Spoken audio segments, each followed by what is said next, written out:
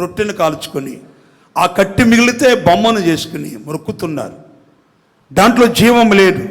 అవి కన్ను నుండి చూడవు, ఏమండి కాళ్ళు ఉండి నడవు అని చెప్పుకుంటూ వచ్చి అప్పుడు చెప్తున్నాడు, యాకోబు ఇశ్రాయేలు వీటన్నిటిని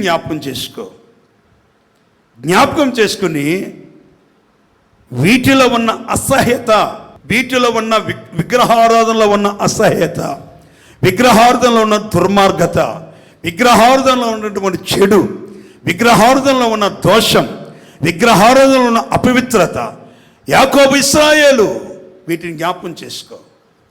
యాకోబు, నేను నిన్ను నిర్మించాను కనుక నీవు నా సేవకుడివి గనుక నేను నిన్ను మరిచిపోజాలను. హల్లెలూయా.